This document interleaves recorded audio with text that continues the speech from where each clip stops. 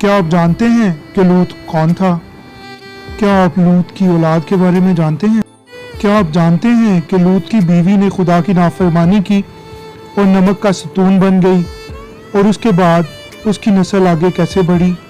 کیا آپ جانتے ہیں کہ کن وجوہات کی بنا پر خدا نے سدوم اور عمورہ کو تباہ کر دیا؟ آسمان سے آگ اور گندک کی بارش نازل ہوئی۔ سدوم اور عمورہ اپنی بدی کی وجہ سے راکھ کے ڈیر میں تبدیل ہو گئے۔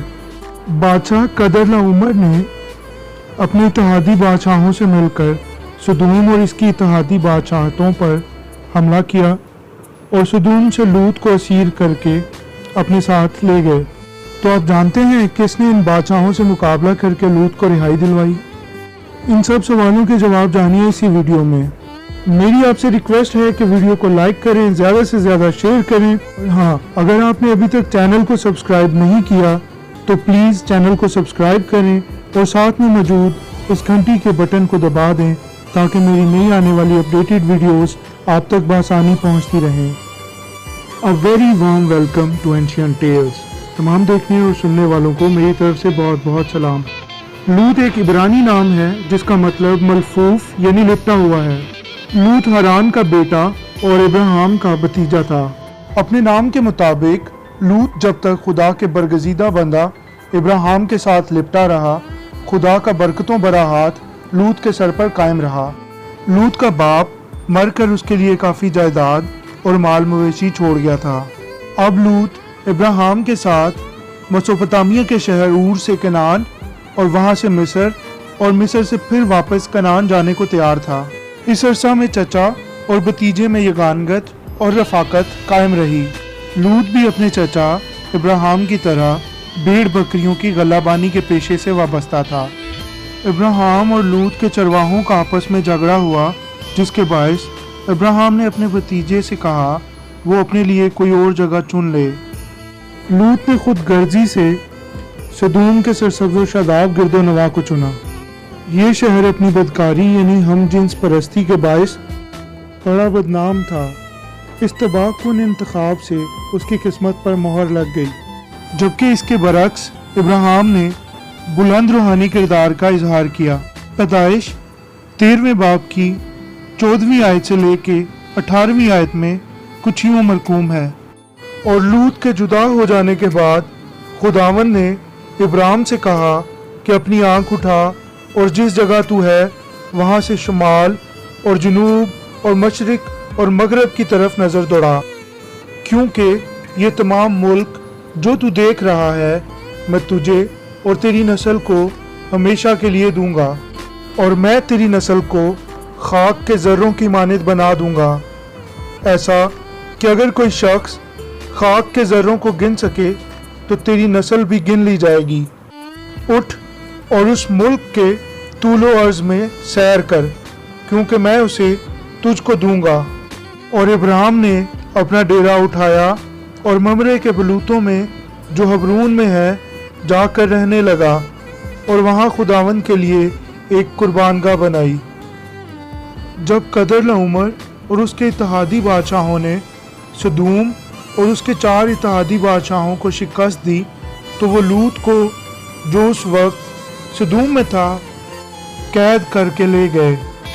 ابراہیم نے جو خداوند کا وفادار تھا جب یہ سنا تو محض اپنے 318 خانہ داروں کے ساتھ دشمنوں کا تعاقب کیا اور انہیں رگید کر مارا، ان بادشاہوں کو شکست دی اور لوط کو اس کے تمام اہل خانہ کے ساتھ بحفاظت واپس سدوم لے آیا، جہاں سدوم کے بادشاہ نے شہر سے باہر آ کر ابراہیم کا والہانہ استقبال کیا۔ جب سدوم کی برائی بہت بڑھ گئی تو فرشتے سدوم آئے اور لوط کو وہاں سے فوراً نکلنے کو کہا۔ اگرچہ لوط وہاں مسافر تھا لیکن وہ ان میں گل مل گیا تھا اور ان کی تمام خصوصیات کو اپنا چکا تھا۔ پیدائش 19ویں باب کی 8ویں آیت میں آپ دیکھ سکتے ہیں کہ وہ کس آسانی سے اپنی بیٹیوں کی عزت و حرمت قربان کرنے کے لیے تیار ہو جاتا ہے۔ وہ اپنے دامادوں پر بھی اثر انداز ہونے میں قطعی ناکام رہا، جو کہ پیدائش 19ویں باب کی 14ویں آیت میں صاف ظاہر ہے۔ اگر ہم پیدائش 19ویں باب کی 15ویں سے 22वीं आयत का मुताला करें तो हम देखते हैं कि वो तबाह होने वाले शहर से निकलने में पसोपेश करता रहा और वो शहर के आराम व आसाइश को छोड़ने के लिए बिल्कुल भी तैयार नहीं था। इन तमाम कोताहियों और कमज़ोरियों के बावजूद, जैसा कि नए अहदनामा में सफाई से बताया गया है कि वो रास्तबाज आदमी था, जिसका तज़किरा पतरस के दूसरे खत दूसरे बाब की 7वीं से 9वीं आयत में मिलता है कि उसकी रास्तबाज रूह उन बेदीनों के नापाक चाल चलन को देखकर कुर्ती थी। यही वजह है कि 9वीं आयत में उसे बेदीनों के मुकाबले में दीनदार कहा गया है। ताहम फरिश्तों ने जल्दबाजी की, लूत, उसकी बीवी और उसकी दोनों बेटियों के हाथ पकड़े और उन्हें शहर से बाहर ले आए। उनका शहर से बाहर निकलना ही था कि शहर पर आसमान से आग और गंधक की बारिश होना शुरू हो गई, जिसने ना सिर्फ सदूम को खाक के ढेर में बदल दिया बल्कि इसके हम असर शहर अमूरा को भी तबाह बर्बाद कर दिया, जो कि बदकारी में सदूम से कम ना था। फरिश्तों ने उन्हें ताकीद की थी कि पीछे मुड़कर मत देखना, लेकिन लूत की बीवी ने बेइत्कादी का मुजाहरा किया और फरिश्तों की बात ना मानते हुए पीछे मुड़कर देखा, जिसके नतीजा में वो नमक का सतून बन गई।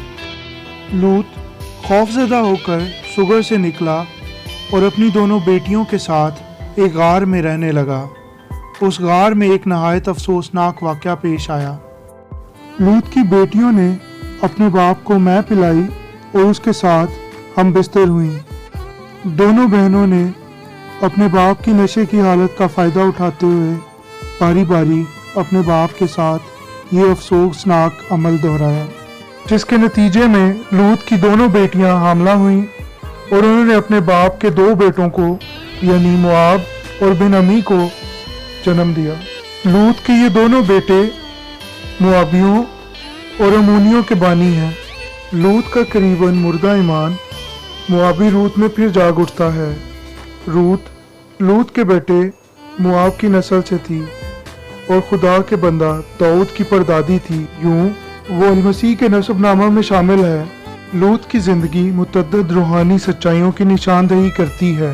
मसलन पैदाइश 13वें बाब की 11वीं और 12वीं आयत के मुताबिक खुदगर्जी का तखरीबी असर, पैदाइश 19वें बाब के मुताबिक बुरे माहौल का ख़ानदान पर असर, पैदाइश 19वें बाब की 8वीं और 13वीं आयत के मुताबिक बच्चों को वालिदैन के गुनाहों का खमियाजा भुगतना पड़ता है। दूसरे पतरस दूसरे बाब की 7वीं आयत के मुताबिक सिर्फ खुदा ही इंसान की हकीकी हालत का मुनसिफ है। जीसस ऑल विद मोरीन मल एक बेहतरीन यूट्यूब चैनल है जहां आपको बेहतरीन इंस्पिरेशनल और मोटिवेशनल वीडियोस देखने को मिलती हैं। इस चैनल पर ना सिर्फ आप वर्शिप से लुत्फ़अंदोज़ होते हैं बल्कि आप अपनी टेस्टिमनीज़ और प्रेयर रिक्वेस्ट भी इनसे शेयर कर सकते हैं। इनकी डेडिकेटेड टीम हम सब के लिए दुआओं में मसरूफ़ अमल है। मेरी आपसे रिक्वेस्ट है कि इनके चैनल को सब्सक्राइब करें और वीडियोस को दूसरों के साथ शेयर करें ताकि दूसरों के लिए बरकत का वसीला बन सके।